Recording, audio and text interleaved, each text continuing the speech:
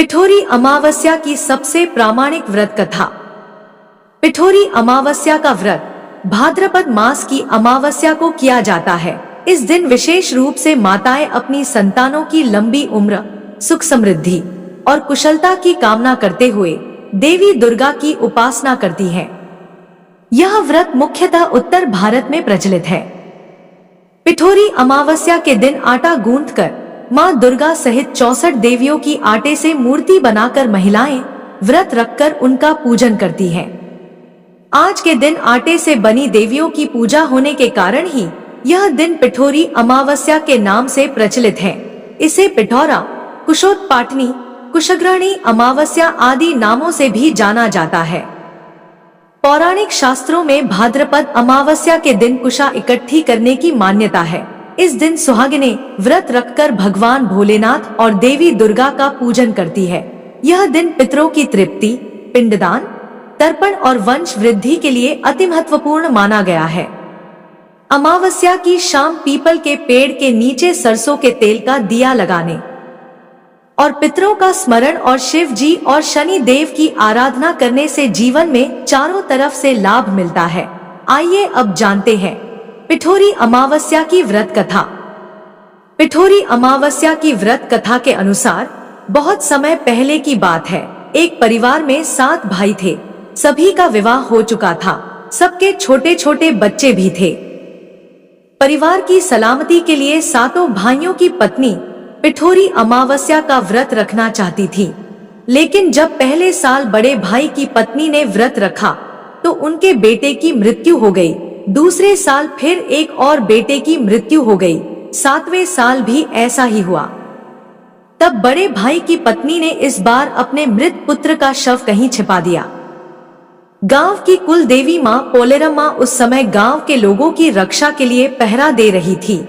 उन्होंने जब इस दुखी मां को देखा तो वजह जाननी चाहिए। तब बड़े भाई की पत्नी ने सारा किस्सा देवी पोलेरम्मा को सुनाया तो देवी को उस पर दया आ गई। देवी पोलेरम्मा ने उस दुखी मां से कहा कि वह उन सभी स्थानों पर हल्दी छिड़क दे जहां जहां उनके बेटों का अंतिम संस्कार हुआ है। तब बड़े भाई की पत्नी ने ऐसा ही किया। जब वह घर लौटी तो सातों पुत्र को जीवित देख उसकी खुशी का ठिकाना न रहा। तभी से उस गांव की हर माता अपने संतान की लंबी उम्र की कामना से पिठोरी अमावस्या का व्रत रखने लगी। आज के दिन यह कथा सुनी और पढ़ी जाती है। उत्तर भारत में यह पर्व पिठोरी अमावस्या के नाम से माता दुर्गा की आराधना करके मनाया जाता है। वहीं दक्षिण भारत में यह त्योहार पोलाला अमावस्या के रूप में मां पोलेरम्मा, जिन्हें मां दुर्गा का ही एक रूप माना जाता है। आइए अब जानते हैं सोमवती अमावस्या की पौराणिक कथा। सोमवती अमावस्या की पौराणिक एवं प्रचलित कथा के अनुसार एक गरीब ब्राह्मण परिवार था। उस परिवार में पति पत्नी के अलावा एक पुत्री भी थी। वह पुत्री धीरे धीरे बड़ी होने लगी। उस पुत्री में समय और बढ़ती उम्र के साथ सभी स्त्रियोचित गुणों का विकास हो रहा था। वह लड़की सुंदर, संस्कारवान एवं गुणवान थी, किंतु गरीब होने के कारण उसका विवाह नहीं हो पा रहा था। एक दिन उस ब्राह्मण के घर एक साधु महाराज पधारे। वो उस कन्या के सेवा भाव से काफी प्रसन्न हुए। कन्या को लंबी आयु का आशीर्वाद देते हुए साधु ने कहा कि इस कन्या के हथेली में विवाह योग्य रेखा नहीं है। तब ब्राह्मण दंपति ने साधु से उपाय पूछा कि कन्या ऐसा क्या करे कि उसके हाथ में विवाह योग बन जाए। साधु ने कुछ देर विचार करने के बाद अपनी अंतर्दृष्टि से ध्यान करके बताया कि कुछ दूरी पर एक गांव में सोना नाम की धोबिन जाति की एक महिला अपने बेटे और बहू के साथ रहती है, जो बहुत ही आचार विचार और संस्कार संपन्न तथा पति परायण है। यदि यह कन्या उसकी सेवा करे और वह महिला इसकी शादी में अपने मांग का सिंदूर लगा दे, उसके बाद इस कन्या का विवाह हो तो इस कन्या का वैधव्य योग मिट सकता है। साधु ने यह भी बताया कि वह महिला कहीं आती जाती नहीं है। यह बात सुनकर ब्राह्मणी ने अपनी बेटी से धोबिन की सेवा करने की बात कही। अगले दिन कन्या प्रातः काल ही उठकर सोना धोबिन के घर जाकर साफ सफाई और अन्य सारे काम करके अपने घर वापस आ जाती है। एक दिन सोना धोबिन अपनी बहू से पूछती है कि तुम तो सुबह ही उठकर सारे काम कर लेती हो और पता भी नहीं चलता।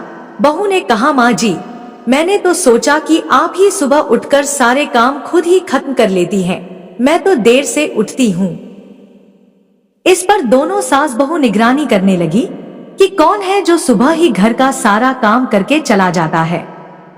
कई दिनों के बाद धोबिन ने देखा कि एक कन्या वह अंधेरे घर में आती है और सारे काम करने के बाद चली जाती है। जब वह जाने लगी तो सोना धोबिन उसके पैरों पर गिर पड़ी। पूछने लगी कि आप कौन हैं और इस तरह छुपकर मेरे घर की चाकरी क्यों करती हैं? तब कन्या ने साधु द्वारा कही गई सारी बात बताई।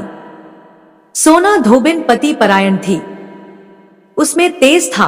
वह तैयार हो गई। सोना धोबिन के पति थोड़ा अस्वस्थ थे। उसने अपनी बहू से अपने लौट आने तक घर पर ही रहने को कहा। सोना धोबिन ने जैसे ही अपने मांग का सिंदूर उस कन्या की मांग में लगाया, उसका पति मर गया। उसे इस बात का पता चल गया। वह घर से निराजल ही चली थी, यह सोचकर कि रास्ते में कहीं पीपल का पेड़ मिलेगा तो उसे भंवरी देकर और उसकी परिक्रमा करके ही जल ग्रहण करेगी। उस दिन सोमवती अमावस्या थी।